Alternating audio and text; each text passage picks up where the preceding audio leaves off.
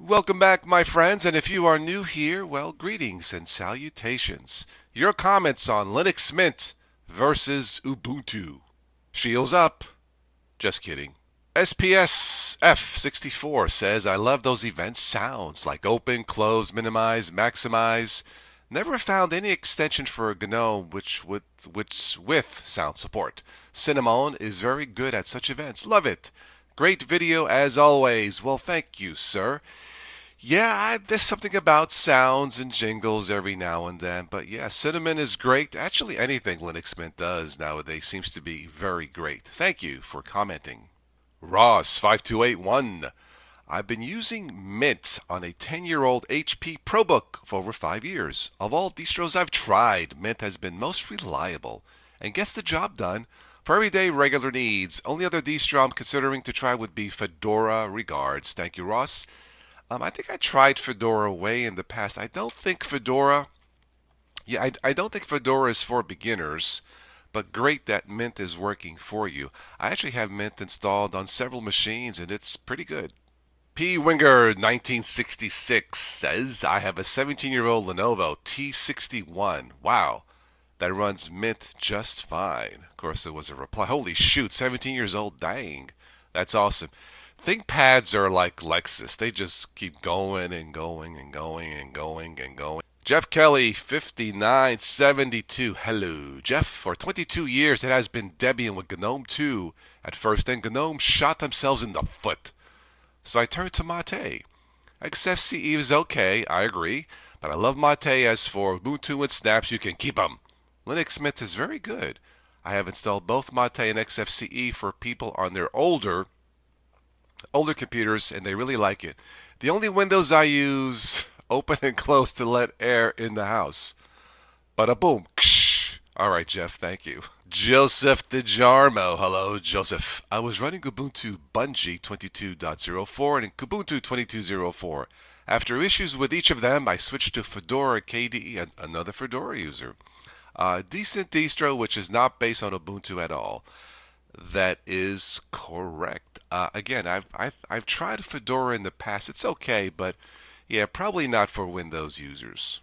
Sir Seuss, Linux Mint is mint. I love it. Thank you, Sir Seuss. My darling dear Anna Rita, how are you, Anna? Toss, I've been telling Ubuntu was not the same Ubuntu as it was a few years ago.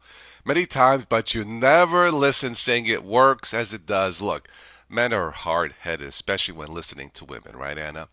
It does not have issues, therefore it is fine. Well, 22.04 was fine until I had no sound and it called me a dummy output.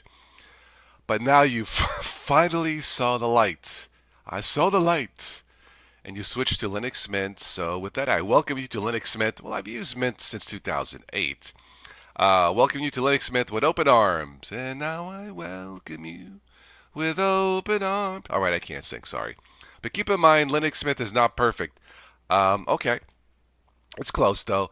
So keep in mind, but then again, there are many other distros you mentioned on your stream, such as Zorin. Yes, thank you, and Rita. Yes, Zorin is also excellent. If you really like the GNOME desktop, Zorin is probably the best implementation with all the proper extensions. All right, Razer 1981. LMDE is nice. That's Linux Mint Debian Edition. But I usually disable the desktop effects to make it feel a bit snappier. Still prefer XFCE.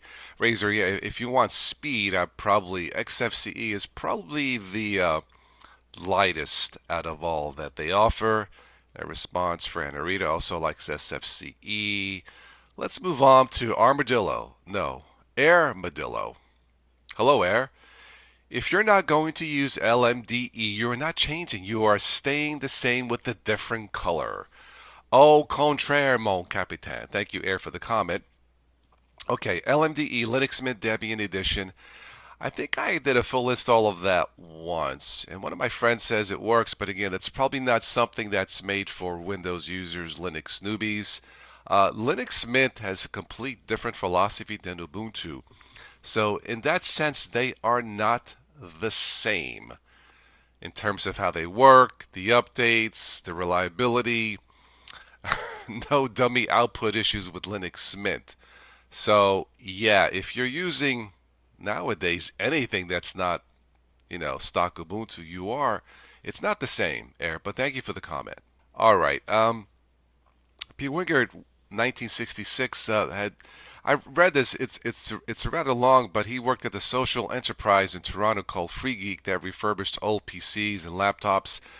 This talks about using the recovery mode, which I have used in the past, and it works pretty good normally. If it doesn't, and that person does not need Windows, yeah, your Linux Mints, your Zorns, even Chrome OS Flex, which is my current top choice for Windows users, should be fine. But thank you for the comment. Station 67. Hello. Ubuntu has been getting worse and worse over the years. 10.04 Lucid Linux Lynx was the last great build. That was a long time ago. For me, the last good solid Ubuntu was 16.04 before they switched to the GNOME shell desktop, which Linus Torvalds, the father of Linux, called it an unholy mess. Very unfair. I don't think it was unholy. All right, Sorsu says GNOME is a mess. Yeah, without proper extensions that work, yeah, it is a mess. I would have to agree. JG Wright says not surprised. J-Tuned. Is that a singer? That's J-Lo, sorry. Changing the desktop environment, XFCE, Mate KDE is not a new distribution. Ubuntu is Ubuntu no matter what your GUI DE preference is. What a boomer video. Ba ba ba boom, J-Tune. I'm not sure what you're trying to say here, if you're being sarcastic or not, but thank you for the comment. Yes, Linux Mint offers different desktop environments. I don't know, J-Tune. I did reply. I still refer you to what the father of Linux said, but I'm not sure what you were trying to say there, but thank you for the comment. So T. Cluxon, 42221, exclamation point. Don't know if that's good or bad, but thank you. All right, that's it for at least some of your comments. I don't think I missed anything. This was fun. This was fun. Dumping Ubuntu. Look, in all fairness, where would we be without Ubuntu, which started back in 2004? How many distributions are based on Ubuntu? Quite a few. So I have to give credit where credit is due. They should not have switched from Unity 7 to GNOME. And that's all I'm going to say as a Linux/Windows user. Thank you for watching. As always, if you haven't already, subscribe, like, and share this.